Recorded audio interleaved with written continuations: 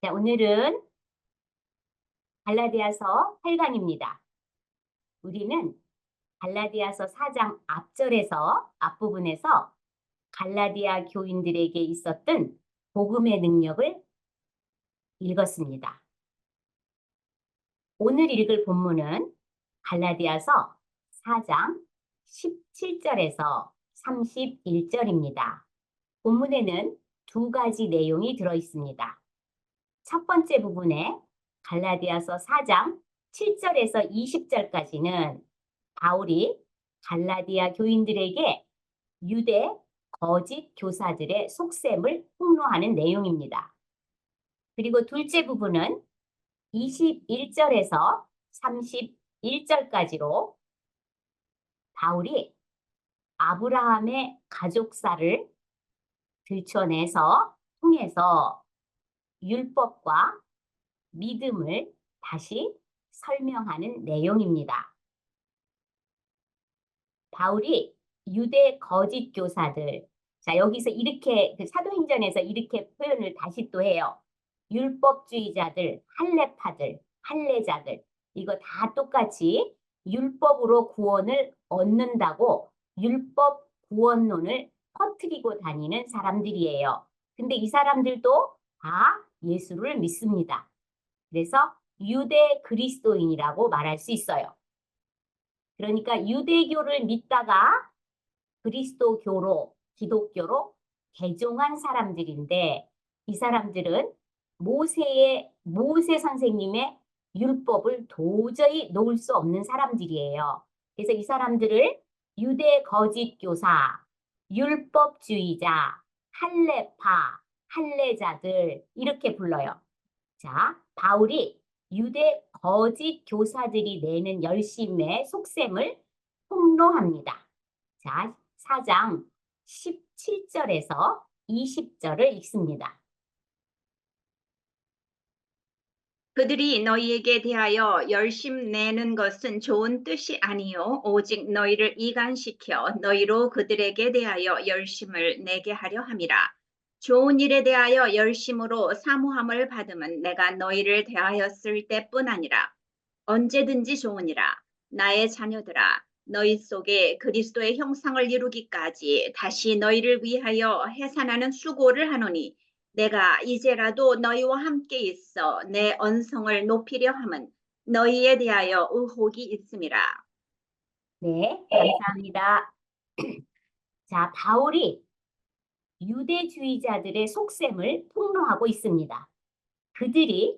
유대주의자들이 너희에게 대하여 열심을 내는 것은 좋은 뜻이 아니요 오직 너희를 이간시켜 너희로 그들에게 대하여 열심을 내게 하려 함이라. 자, 유대 거짓 교사들은 바울과 교인들을 이간시켜 공동체를 분열시키려는 속셈이 있습니다. 자, 여기에는 뒤에서 누가 조정할까요? 사람들끼리 지금 싸우는 것입니까? 교회에서 갈등을 일으키는 게 사람들끼리 싸우는 것입니까? 아닙니다. 그 뒤에는 사단이 도사리고 있습니다. 사단이 조정해서 사람들끼리 갈등하고 싸우고 꼭 정말 이거로는 싸워야 맞다. 이런 것으로 사단이 우리를 조정합니다. 자, 이단들이 정말 열심이죠. 이단들이 열심을 내게 해서 재산을 다 바치게 합니다. 그리고 그 교주에게 종노릇하게 합니다. 율법이 그렇단 말이에요. 18절입니다. 바울은 열심도 다 같은 열심이 아니라고 말하고 있어요. 좋은 일에 대하여 열심으로 사모함을 받음은 내가 너희를 대하였을 뿐만 아니라 언제든지 좋으니라. 바울은 여기서 열심을 내는 유대 거짓 교사들은 속셈이 따로 있다고 말하고 있어요. 그러면서 그 속셈이 뭐예요? 교회를 분열시키고 바울과 갈라디아 교인 사이를 이간시켜서 떨어지게 만드는 거예요. 그 뒤에 누가 있어요? 사단이 있는 거예요. 그러면서 19절에 바울이 각오 하나를 밝힙니다. 나의 자녀들아, 너희 속에 그리스도의 형상이 이루기까지 다시 너희를 위하여 해산하는 수고를 하노라. 바울은 자신에게 등을 돌린 갈라디아 교인들에게 나의 자녀들아 라고 부릅니다. 이것이 목회자들의 마음이에요. 바울은 다시 갈라디아 교인들을 복음으로 낳는 어머니의 수고를 결심합니다. 너희들을 다시 복음을 가르치고 양육해서 그리스도인이 되게 하겠다고 각오를 합니다. 바울은 자기 목회의 첫사랑 갈라디아 교인들을 버릴 수 없어 해산하는 수고를 다시 해서 그 그리스도인으로 다시 하나님의 자녀로 낳겠다는 결심입니다. 그리고 20절에 보면 바울이 엄하게 다시 가르쳐 갈라디아 교인들을 바로 잡겠다고 말합니다. 내가 이제라도 너희와 함께 있어 내 언성을 높이려 하면 너희에 대하여 의욕이 있음이라. 바울은 믿음으로 하나님의 자녀가 된다는 것이 어떤 특권이고 어떤 자유인지를 알기 때문에 이 수고를 다시 하려는 것입니다. 자, 이제 21절에서 31절까지인데 어려운 부분이에요. 자, 바울이 율법과 믿음을 아브라함의 가족사를 통해 다시 설명합니다. 설명을 좀 듣고 본문에 들어가겠습니다. 율법은 종을 만들고 하나님의 약속은 하나님의 자녀를 만든다는 내용입니다. 여기에서 하나님의 약속이 뭐였어요? 아브라함에게 했던 거? 예수 그리스도를 보내시겠다는 그런 약속이었어요. 자, 내가 해산하는 어머니같이 되겠다는 결심을 한 바울이 비유를 든 것이 하갈과 사라 이야기입니다. 이 비유는 복음을 듣고 받아들인 후 율법으로 돌아가고자 하는 자들에게 향한 바울의 비유입니다. 바울은 갈라디아 교인들이 예수를 믿어 하나님의 약속의 자녀임을 증명하기 위해서 창세기 16장에서 창세기 21장까지의 아브라함의 이야기를 가져옵니다. 아브라함이 하갈을 통해서 이스마엘을 낳습니다. 이것은 육체를 따라 얻은 아들입니다. 자연 생식으로 낳았다는 뜻입니다. 인간들이 자기들 계획과 노력으로 출산을 한 것입니다. 자, 이번에는 아브라함이 사라를 통해서 이삭을 낳습니다. 이 출산은 육체의 기능이 다하여 자연적으로는 낳을 수 없는 출산입니다. 그러나 하나님이 아들을 낳을 것이라고 약속하시더니 약속대로 이삭이 태어났습니다. 이삭은 하나님의 약속에 따라 낳은 아들입니다. 하나님이 출산을 하신 것입니다. 믿음으로 의롭게 된 우리는 사라 쪽, 즉 하나님의 약속편에 서 있습니다.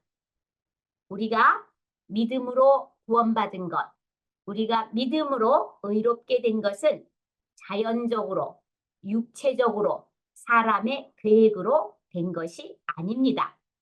우리의 거듭남, 우리의 출생은 우리가 하나님의 자녀된 것은 초자연적으로 성령의 역사, 믿음으로 낳은 것입니다. 이 배경을 가지고 4장 21절에서 31절을 읽어보겠습니다. 내게 말하라. 율법 아래에 있고자 하는 자들아, 율법을 듣지 못하였느냐? 기록된 바 아브라함에게 두 아들이 있으니 하나는 여종에게서 하나는 자유 있는 여자에게서 났다 하였으며 여종에게서는 육체를 따라 났고 자유 있는 여자에게서는 약속으로 말미암았느니라. 이것은 비유니 이 여자들은 두 언약이라. 하나는 신의 산으로부터 종을 낳은 자니 곧 하갈이라. 이 하갈은 아라비아에 있는 신의 산으로서 지금 있는 예루살렘과 같은 곳이니 그가 그 자녀들과 더불어 종노릇하고 오직 위에 있는 예루살렘은 자유자니 곧 우리 어머니라. 기록된 바 잉태하지 못한 자여 즐거워하라. 산고를 모르는 자여 소리 질러 외치라. 이는 홀로 사는 자의 자녀가 남편 있는 자의 자녀보다 많음이라 하였으니 형제들아, 너희는 이삭과 같이 약속의 자녀라. 그러나 그때에 육체를 따라 난 자가 성령을 따라 난 자를 박해한 것 같이 이제도 그러하도다. 그러나 성경이 무엇을 말하느냐? 여종과 그 아들을 내쫓으라. 여종의 아들이 자유 있는 여자의 아들과 더불어 유업을 얻지 못하리라 하였느니라. 그런즉 형제들아, 우리는 여종의 자녀가 아니요 자유 있는 여자의 자녀니라. 네, 감사합니다. 21절입니다. 지금 아브라함 이야기의 비유를 듣는 대상은 율법 아래 있고자 하는 자들입니다. 즉, 율법을 지켜서 구원을 받는다고 생각하는 사람들에게 하는 말입니다. 내게 말하라. 율법 아래 있고자 하는 자들아, 율법을 듣지 못하였느냐? 바울이 앞으로 이 비유를 말하는 그걸 들을 사람은 율법으로 의롭게 되려는 자들에게라고 합니다. 자, 22절입니다. 바울이 아브라함의 두 아들에 대한 이야기를 합니다. 기록된 바 아브라함에게 두 아들이 있으니 하나는 여종에게서 하나는 자유하는 여자에게서 났다 하였으며, 자, 이스마엘은 하갈이 낳은 아들, 여종이 낳은 아들입니다. 이스마엘은 인간의 계획으로, 즉 사라가 쏙싹쏙싹해서 아브람과 하갈이 결혼해서 낳았습니다. 인간의 힘으로, 계획으로 자녀를 낳게 된 것입니다. 앞으로 하갈은 계속해서 종을 낳습니다. 자, 이삭은 자유 있는 여자, 사라, 아브라함의 본처가 나왔습니다. 이삭은 아브라함 부부가 아이를 낳을 수 없는 몸인데 하나님의 약속으로 낳았습니다. 앞으로 사라는 계속 믿음으로 아이를 출산하는데 자유자를 낳습니다. 즉, 앞으로 믿음으로 낳는 아이, 예수를 영접해 구원받아 되는 자녀를 계속 출산할 것입니다.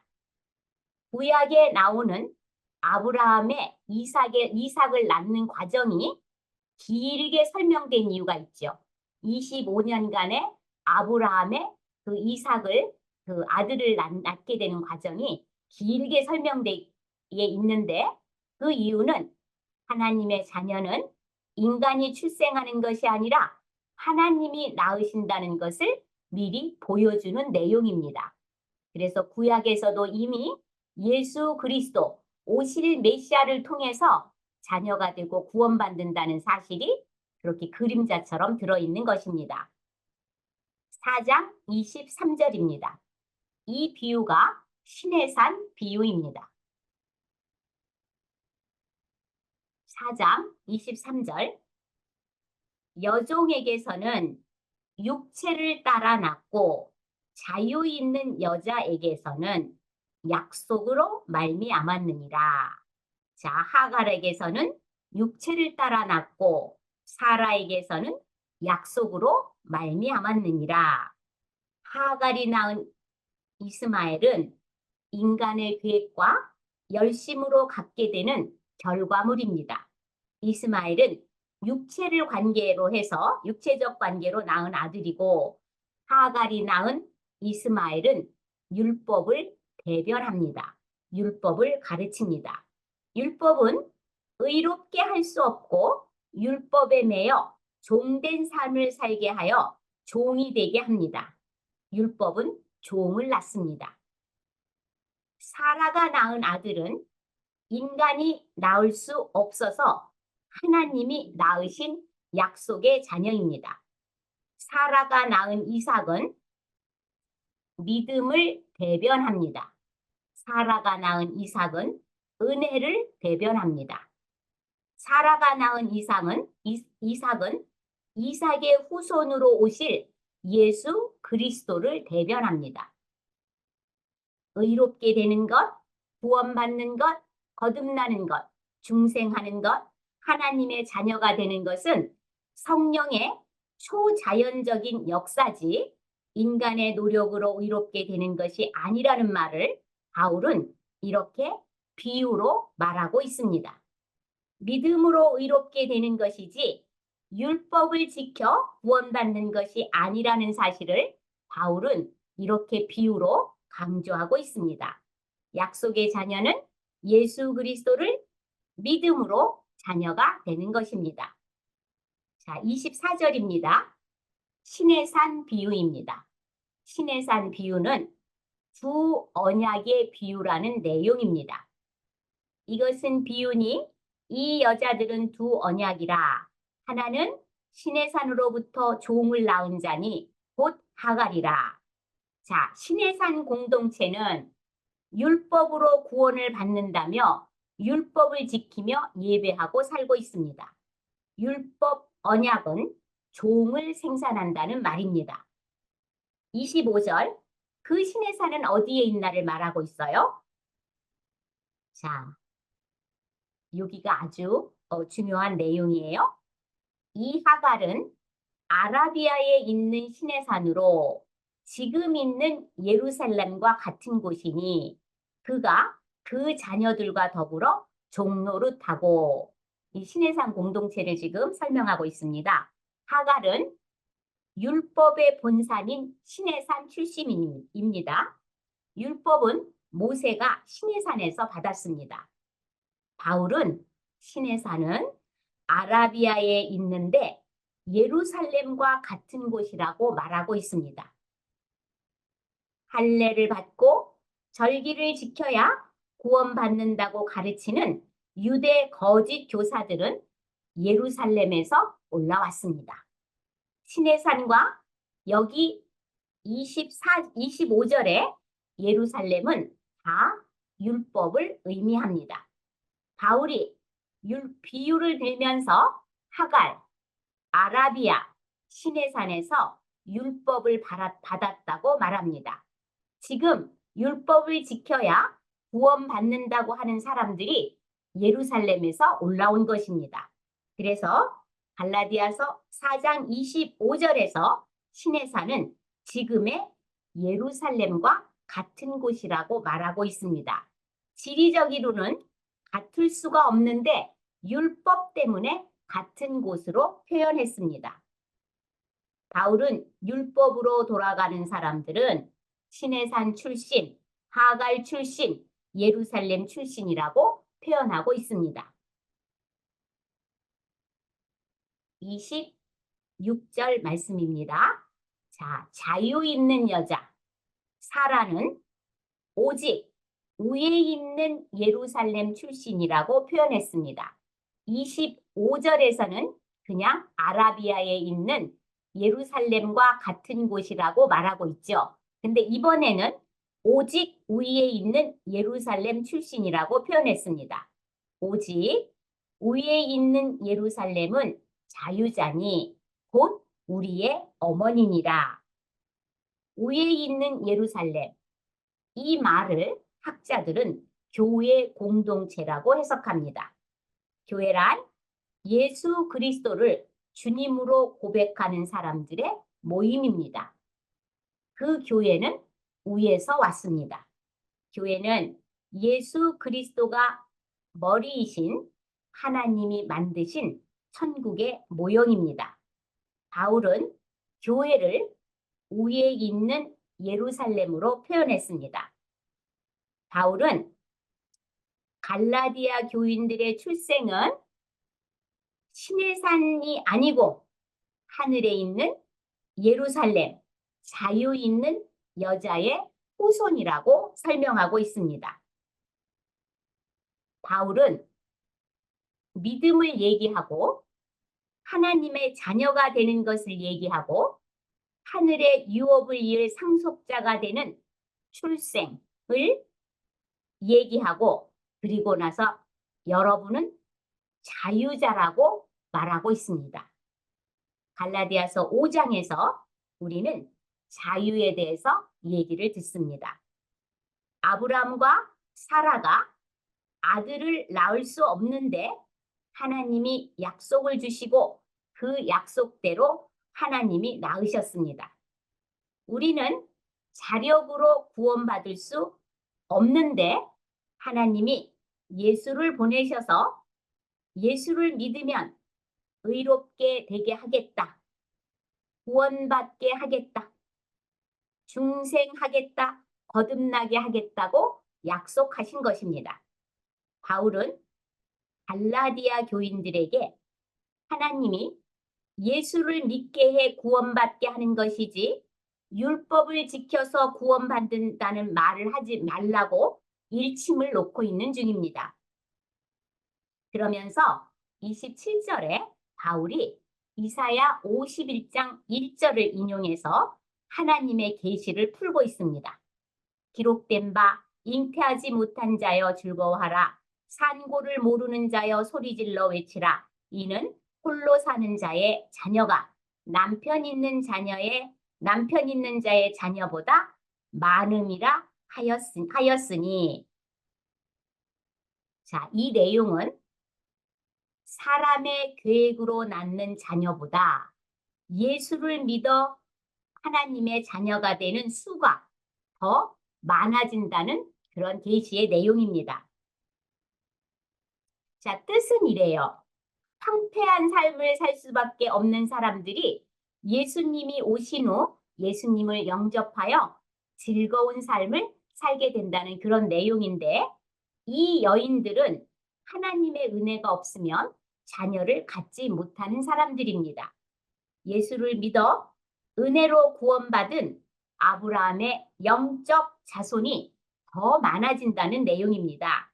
그러니까 율법으로 자기 힘으로 의롭게 되려는 유대인들보다 예수님을 믿음으로 의에 이르는 구원받는 성도들이 훨씬 더 많게 될 것이라는 계시입니다. 28절이에요. 하나님의 자녀됨은 하나님의 약속으로 된 것이라는 내용입니다. 하나님의 자녀됨은 예수 그리스도를 믿음으로 된다는 내용이에요. 형제들아, 너희는 이삭과 같이 약속의 자녀니라. 하나님의 자녀됨은 하나님의 약속으로 된 것입니다. 예수를 믿음으로만 의롭게 하신다는 내용입니다. 그래서 우리는 예수를 믿어 하나님의 약속의 자녀가 되었습니다. 즉, 구원받은 자녀가 된 것입니다. 자, 29절은 창세기 21장 9절에 나오는 말을 바울이 이렇게 해석한 것입니다. 이스마엘이 이삭을 괴롭힌 사건을 설명합니다. 그러나 그때에 육체를 따라 난 자가 성령을 따라 난 자를 박해한 것 같이 이제도 그러하도다. 자, 종의 자녀인 이스마엘이 약속의 자녀인 이삭을 그 잔치를 배설할 때 괴롭혔어요. 그 괴롭힌 사건은 약속의 자녀인 갈라디아 교인들을 핍박하는 유대 거짓 교사들과 같다는 내용입니다. 바울은 이스마엘이 이삭을 희롱한 사건, 창세기 사건을 지금 율법주의자들이 믿음으로 구원받은 갈라디아 교인들을 핍박하는 것으로 해석했습니다. 30절입니다. 그래서 바울은 유대 거짓 교사들을 추방하라고 명령합니다. 그러나 성경이 무엇을 말하느뇨? 여종과 그 아들을 내어 쫓으라. 여종의 아들이 자유자의 아들과 더불어 유업을 얻지 못하리라. 이게 사라 자신이 아브라함에게 그 하가를 넣어주고 나서 이제 문제가 생겼을 때 이렇게 아브라함에게 난리를 치는 내용이잖아요.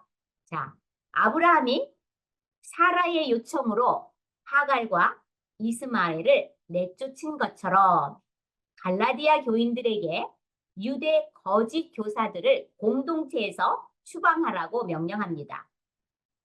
율법으로 구원받는 것과 믿음으로 구원받는 것은 서로 공존할 수 없기 때문입니다. 율법을 지켜 의롭게 된다고 믿는 신의 산 언약과 믿음으로 구원받는 새 언약은 공존할 수 없습니다. 예수도 믿고 49제도 지킬 수 없다는 말입니다. 31절입니다. 자, 그리스도를 믿음으로, 그리스도를 영접함으로 하나님의 자녀가 되었고 상속자가 되었다는 내용입니다. 그런즉 형제들아, 우리는 여종의 자녀가 아니요 자유 있는 여자의 자녀니라. 우리는 여종의 자녀가 아니다는 율법을 지켜 구원받는 자가 아니다. 자유자인 본처의 자녀, 즉 믿음으로 구원받은 자, 예수 그리스도를 믿음으로 구원받은 자라는 뜻입니다. 우리가 의롭게 되는 것, 구원받은 것, 하나님의 자녀가 되는 것, 또 율법을 유업을 잇는 상속자가 된 것은 모두 하나님의 약속으로 성령의 역사로 일어난 것입니다. 하나님은 예수님의 십자가로 자녀가 된 우리에게 무엇을 더해서 하나님께 영광을 돌려야 된다는 그런 기특한 생각을 요구하지 않으십니다. 하나님은 구원받은 자녀가 1년에 성경 10독 해야겠다, 새벽 기도는 꼭 해야 되겠다, 헌금은 이 정도로 해야 되겠다, 그런 생각들로 영광을 받으시거나 기뻐하지 않으십니다. 그냥 자녀된 예수님을 영접하여 하나님의 자녀가 된 내 존재를 기뻐하시고 자녀가 된 내 존재가 그저 하나님의 기쁨이고 영광인 것입니다. 하나님을 기쁘시게 하기 위해서 여러 규칙을 정하고 지키면 예수님의 십자가의 의미를 모르는 것입니다. 내가 주님을 위해 정해놓은 규례와 하는 일들이 많으면 많을수록 주님이 주시는 자유와 사랑이 내 일상에서 도망가게 됩니다. 자, 예수를 믿지만 율법적으로 생각하고 율법적으로 행동하는 사람은 자기보다 못하는 사람들이 늘 눈에 보입니다. 그리고 하나님을 기쁘시게 하려고 자기 자신을 닥달하며 삽니다. 믿음으로 의롭게 되는 것은 예수님의 십자가로 하나님의 자녀 만들기입니다.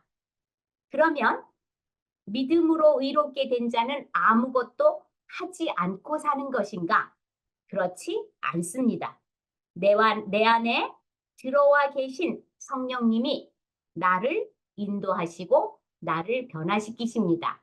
성령님은 우리에게 무리한 요구를 하지 않으십니다.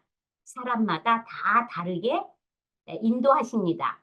어떤 사람은 새벽에 잠이 많아서 새벽 기도는 도대체 못합니다. 그런 사람은 밤에 하면 됩니다. 그래서 새벽 기도 안 나온 사람은 꼭 구원을 받지 못한 것처럼 사람을 비난하고 그 사람을 닥달하면 그 사람은 율법에 묶여 있는 것입니다. 자, 이것저것 규례를 만들어 힘이 벅찰 정도로 나를 몰고 갑니다.